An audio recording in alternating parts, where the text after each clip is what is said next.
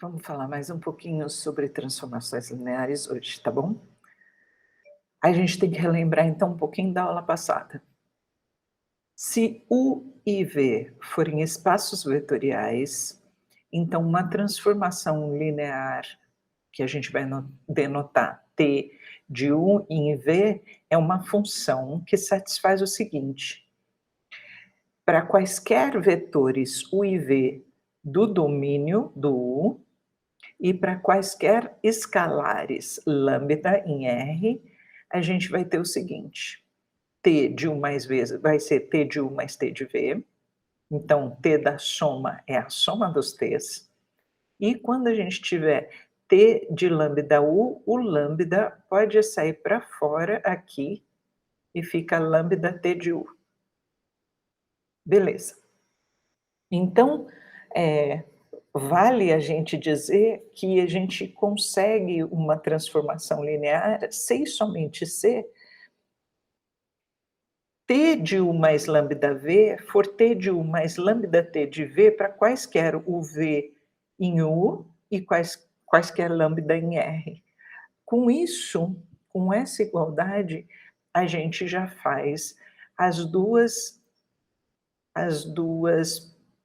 requisições que a gente precisa para a gente ter uma transformação linear. As duas ao mesmo tempo, elas podem ser escritas dessa forma aqui. Em particular, também a gente tem uma questão, quando a gente tem uma transformação linear, que eu estou escrevendo abreviadamente como TL aqui, então a transformação linear leva o nulo do espaço de saída no vetor nulo do espaço de chegada. Então, T de zero vai ser sempre zero. Esse aqui, então, o vetor nulo no U, e esse aqui, o vetor nulo no V. Isso é uma característica específica, então, de transformações lineares, e serve para a gente mostrar se uma transformação não é linear, caso essa igualdade não ocorra.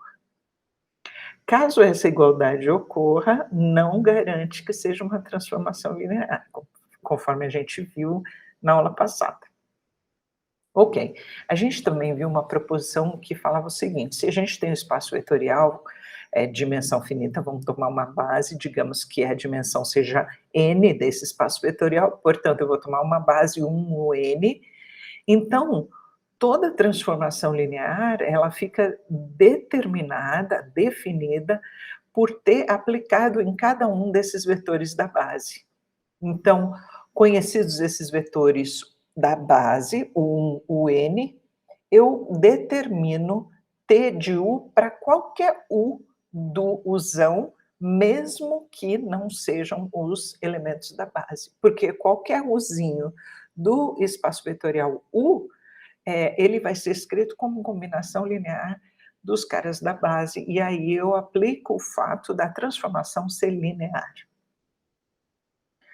Bom, agora nós vamos ver um outro espaço vetorial que a gente vai denotar por L de UV. Vamos começar considerando dois espaços vetoriais, U e V, e aí o conjunto de todas as transformações lineares que vão de U e chegam em V vai ser denotado por L de U em V, esse L para linear. Então, lineares de U em V. Em particular, quando U e V forem iguais, eu vou escrever L de U em vez de escrever L de UU, ok? Tá, então a gente tem uma proposição que fala o seguinte: suponhamos então que a gente tem duas transformações lineares de U em V, que é isso que está dizendo aqui, ó. T e S são elementos desse conjunto aqui, que é o conjunto das transformações lineares de U em V, que a gente vai ver que, na verdade, é um espaço vetorial. E vamos considerar um escalar, e vamos definir, então, para a gente falar que o L de UV é um espaço vetorial, a gente precisa definir soma entre elementos dele e multiplicação por escalar. Então, vamos lá, como é que seria a soma entre dois elementos do L de UV?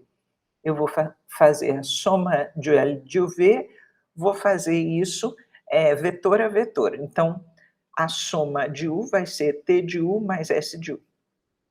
E aí a multiplicação por escalar, então, vai ser definida dessa forma.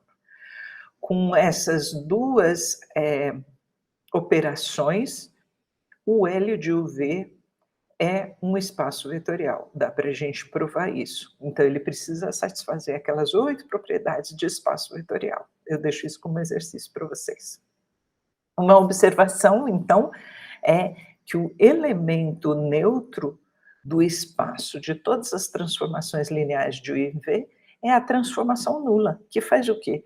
Que leva todo mundo no zero, tá? Em particular, ela leva zero no zero.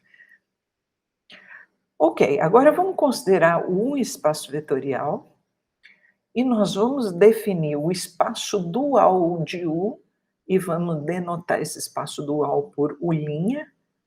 Ele vai ser o conjunto das transformações lineares que saem de U e chegam nos reais. Então, o' aqui é formado pelas transformações lineares, olha, que sai de U e chega no R, e que nós vamos chamar essas transformações específicas que chegam no R, essas transformações lineares, de funcionais lineares definidos em U. Ok, então a gente tem um teorema que diz o seguinte: se U for um espaço de dimensão n, e V for um espaço de dimensão m, então a gente consegue determinar a dimensão do espaço L de UV, que vai ter dimensão m vezes n. Vamos provar esse teorema, é super legal. Nós vamos considerar B1 como sendo uma base de U e B2 como sendo uma base de V. Então, como no enunciado está dito que o U tem dimensão n, o B tem n elementos, B1. E o B2 tem m elementos, porque foi dito que a dimensão do V é m. Então, para cada I variando de 1 a n, a dimensão do U, e cada J variando de 1 a m, a dimensão do V, nós vamos definir as seguintes funções, ou transformações, que mais para frente a gente vai querer mostrar que elas são lineares.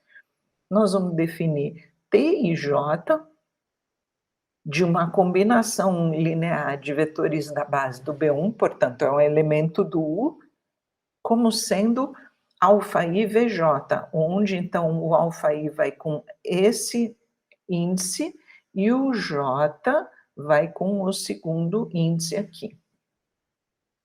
Em particular, a gente observa que se a gente tiver T e J de um UK, se o I for igual ao K, então eu vou ter aqui o I, T e J de UI vai ser VJ. E se o I for diferente de K, vai ser zero, caso contrário. Que isso vem de um caso particular da gente observar aqui para o caso específico, onde a gente tem o UK, que é 0 para os outros U's e 1 para ele mesmo, tá? São os alfas específicos dele. Ok, não vamos nos esquecer disso aqui. Vamos lá, a gente precisa então primeiro mostrar que esses T e J são de fato lineares, essas transformações são de fato lineares.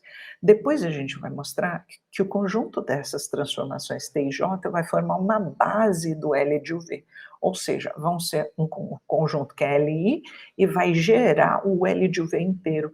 Com isso vai dar para a gente a dimensão m vezes n, já que o I anda de 1 a n e o J de 1 a m. Então, vai dar m vezes n dessas transformações. Para provar, então, que ela é linear, o que a gente precisa mostrar?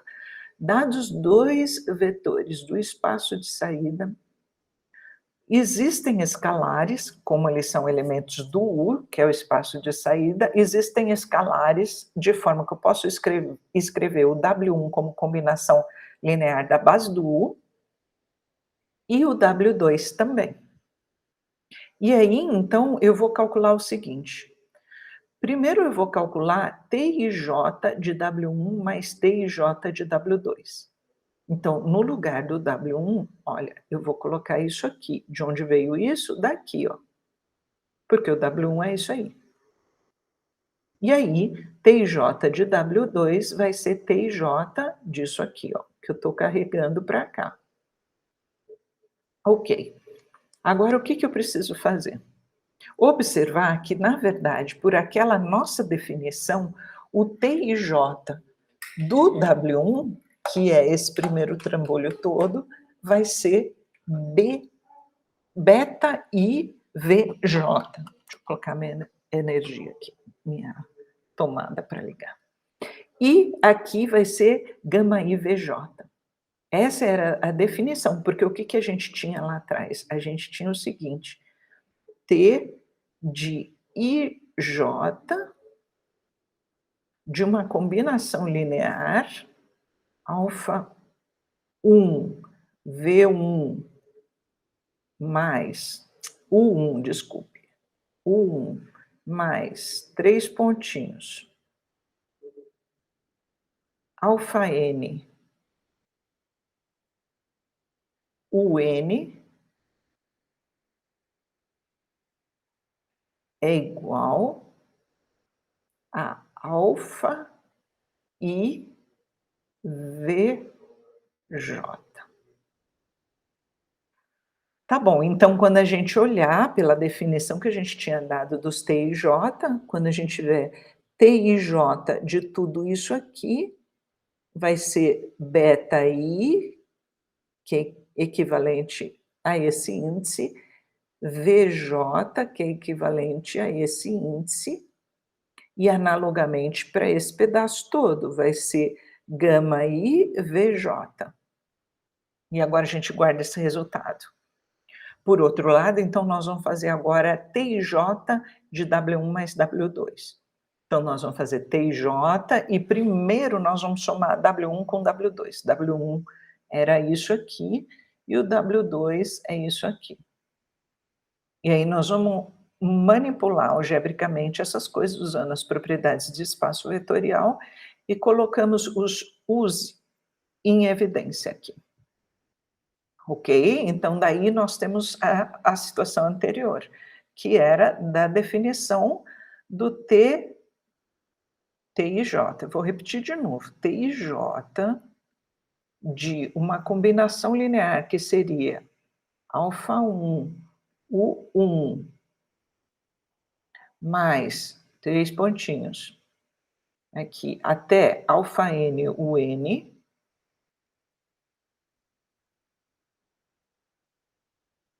aqui tem um mais aqui, vai ser, por definição, alfa I VJ. Então, esse índice I aqui é desse primeiro índice, e esse índice do V é esse segundo índice. Então, quando a gente olhar aqui, eu vou pegar o escalar com o índice I e o Vzinho com o índice J. Então, eu vou ter esse escalar aqui, VJ, que eu também posso escrever dessa forma. Portanto, a gente obteve essa igualdade. Vamos olhar no slide anterior. Olha, a gente tinha obtido isso para soma dos T's e J. E agora, T e J da soma, a gente está obtendo a mesma coisa. Portanto, vale essa igualdade. Então, a gente mostrou que T e J da soma é a soma dos T e J. Agora, falta mostrar outra propriedade com o escalar. Nós queremos, então, mostrar que isso aqui é verdade. Ok, então vamos lá. Vamos trabalhar com esse lado primeiro, que é esse lado aqui. No lugar do W1, nós vamos colocar tudo isso aqui. E aí, o que a gente tem já direto pela definição do TIJ, esse W continua para fora, e a definição do TIJ vai nos dar beta I, o índice, o primeiro índice aqui, e o VJ em relação a esse segundo índice. Essa conforme a nossa definição dos T e J. E, por outro lado, a gente tem TJ de lambda W1 vai ser TJ de lambda, o W1 está aqui, olha. O que vai dar isso? Vai dar isso, a gente vai distribuir o lambda para todo mundo, e vai escrever dessa forma. E agora, como é que a gente vai obter aqui? Qual é o coeficiente do UI? É o lambda BI. E aí a gente multiplica pelo VJ, segundo a definição do nosso TIJ. Então vai dar isso aqui, ó. Portanto, isso aqui é igual a isso. Então está valendo essa segunda igualdade e a gente mostrou, portanto, que as transformações TIJ são lineares. Agora a gente quer mostrar que essas transformações formam uma base e a gente vai mostrar que são LI e que geram um espaço L de UV inteiro. Então a gente começa mostrando que geram o espaço. Então eu tenho que pegar uma transformação qualquer, arbitrária, do L de UV, linear, e aí eu vou mostrar que essa transformação, ela tem que ser combinação linear dos T e J, tá bom? Para depois, então, eu falar que gera. Então, vou pegar uma transformação linear qualquer de U em V, e eu sei que o T de cada UI é um elemento do espaço V, que é o espaço de chegada dessa transformação. Afinal de contas, ela sai do U e vai no V. Portanto, existem escalares de forma que eu posso escrever esse T de UI como combinação linear da base de V, já que o T de UI é um elemento do V, olha aqui. E daí eu vou usar o fato de que o VJ sozinho é, na verdade, T e J do UI. E aí eu reescrevo isso aqui, rearranjo isso aqui de forma a colocar em evidência o UI. Então eu tenho isso aqui já separadinho do meu UI. Então eu estou vendo aqui, por um lado eu tenho isso aplicado no UI, é isso aqui aplicado no UI. E como os UIs são LI, porque eles formam uma base de U, e usando a primeira proposição que a gente falou que a base é suficiente para a gente determinar uma transformação linear, então o T é escrito como combinação linear desses T e J. Olha, esse aqui igual isso aqui. Com isso, então, a gente escreveu um T arbitrário do espaço L de UV como combinação linear desses tais de T e J. Então, os T e J geram o L de UV. Agora, então, a gente precisa mostrar que esses T e J são LI. Vamos considerar, então, uma combinação linear nula desses T e J. Olha aqui, essa combinação linear nula. Para mostrar que eles são LI, a gente quer mostrar que esses alfa e J são todos zero. Lembrando que o T e J aplicado num UK é VJ se o I é igual a K e zero caso contrário. Então, o que a gente tem? Vamos aplicar essa igualdade aqui num UK. Então, a transformação nula num UK dá zero, e aqui aplicando num UK. Então, é como se eu estivesse aplicando o K desse lado aqui e o K desse lado aqui, ó. Aqui, e o K desse lado aqui. Mas zero de UK, a transformação nula é zero, por isso que fica esse zero aqui, e aqui esse UK. Beleza, mas aí a gente pode, então, trocar essa soma, já que eu tenho essas somas finitas, né? Então elas comutam aqui. E eu observo que o TIJ de UK, ele é VJ, olha, por causa disso aqui. Então eu trago o VJ para cá, ó, no lugar de T e J de UK. E some, por causa de eu tomar o I igual a K e zero para todo mundo, some a soma em I, tá? Ficam só com a soma em J aqui, e eu coloquei o Kzinho aqui no lugar do I. Ok, então a gente observa que como esses caras aqui são LI, porque eles são elementos da base do espaço de chegada, do V, portanto, se eles são base, eles são LI, obviamente, então eu tenho uma combinação linear que é nula desses caras que são LI. Portanto, esses escalares são todos zero. Então, olha, eles são zero aqui para cá, variando de 1 até N. E aí eu vou variando nos J's também. Eu vou fazendo isso para cada UK, na verdade. Eu vou fazendo isso com cada UK da base do U e vou chegar que todos os alfas são zero. Portanto, os T e J são LI.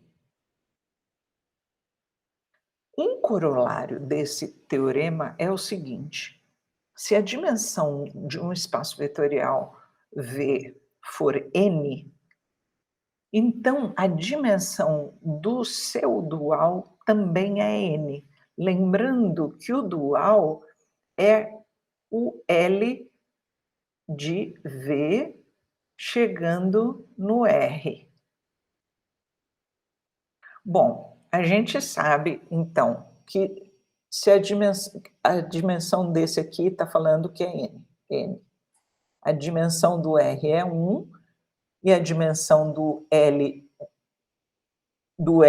a gente viu de UV qualquer era M vezes N, né, a dimensão do espaço de saída vezes de chegada, no nosso caso vai ser N vezes 1, que é N.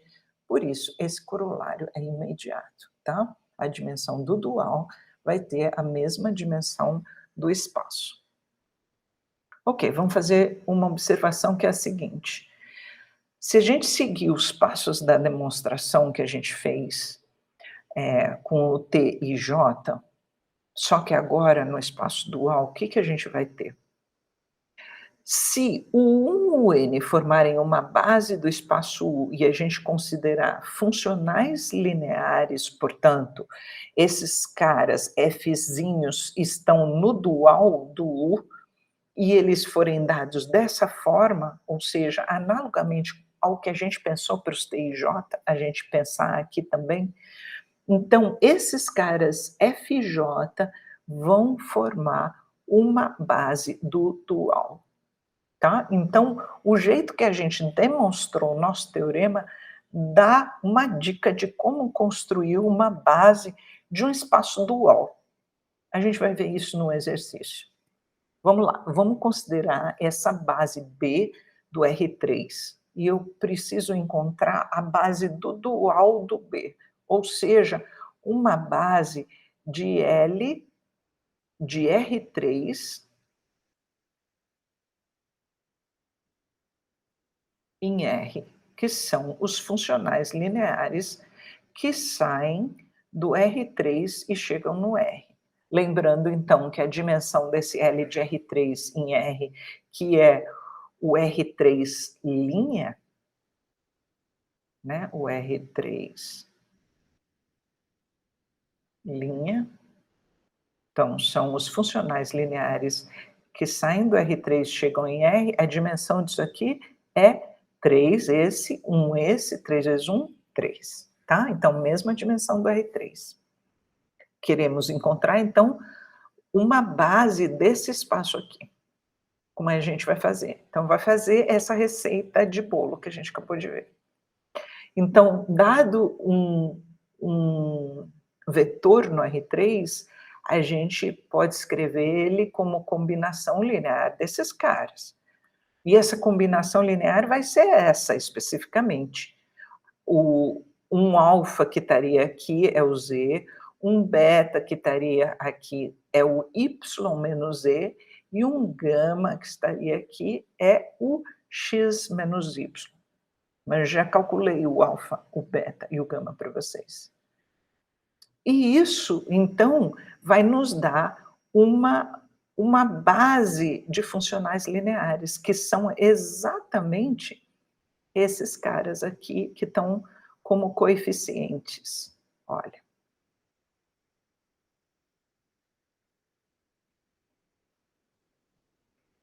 Esse F1, F2, F3, eles vão formar uma base do dual do R3. E a gente termina mais uma aula. Até a próxima, pessoal.